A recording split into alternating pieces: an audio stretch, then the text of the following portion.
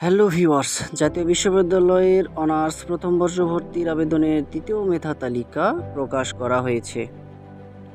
আজকে 18 এপ্রিল 2024 আজকে প্রকাশ করা হয়েছে। তো আসুন শেষ পর্যন্ত দেখি আজকের নোটিশে কি বলা হয়েছে।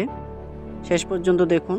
যদি কোনো সমস্যা হয় অবশ্যই, বুঝতে সমস্যা হলে অবশ্যই আমাকে কমেন্ট করে জানাবেন। তো চলুন দেরি না করে আমরা পুরো নোটিশে চলে যাই। জাতীয় বিশ্ববিদ্যালয়ে 2023-24 শিক্ষাবর্ষে প্রথম বর্ষ স্নাতক সম্মান ভর্তি কার্যক্রমে প্রথম মেধা তালিকায় ভর্তিচ্ছুক শিক্ষার্থীদের বিষয় পরিবর্তন ও মেধা তালিকা 18 এপ্রিল 2024 তারিখ বিকাল 4টায় প্রকাশ করা হয়েছে। উক্ত ফলাফল SMS এর মাধ্যমে পাওয়া যাবে। SMS এর নিয়ম NU space ATHN space roll number type করে 16222 এই নম্বরে পাঠাতে হবে। এর মাধ্যমে একই দিনে বিকাল 4টা থেকে এবং ভর্তি বিষয়ক ওয়েবসাইট www.nu.ac.bd/admissions রাত 9টা থেকে পাওয়া যাবে। তারপরে লিখেছে, উল্লেখ্য দ্বিতীয় মেধা তালিকায় স্থানপ্রাপ্ত ভর্তিচ্ছুক শিক্ষার্থী 2022-2023 শিক্ষাবর্ষে কোনো শিক্ষা কার্যক্রমে ভর্তি হয়ে থাকলে তাকে অবশ্যই 2024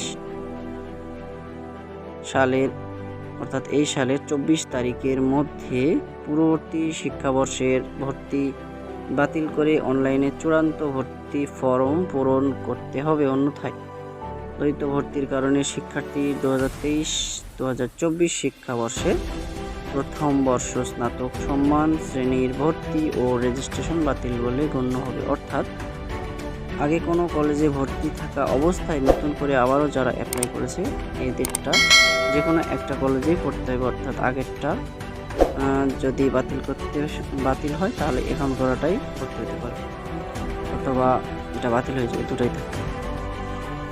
আরও বলা হয়েছে, দ্বিতীয় মেধা তালিকায় স্থানপ্রাপ্ত শিক্ষার্থী তার বিষয় পরিবর্তন করতে ইচ্ছুক হলে তাকে চূড়ান্ত ভর্তি ফর্মের বিষয় পরিবর্তনের নির্দিষ্ট ঘরে ইয়েস অপশন সিলেক্ট করতে হবে।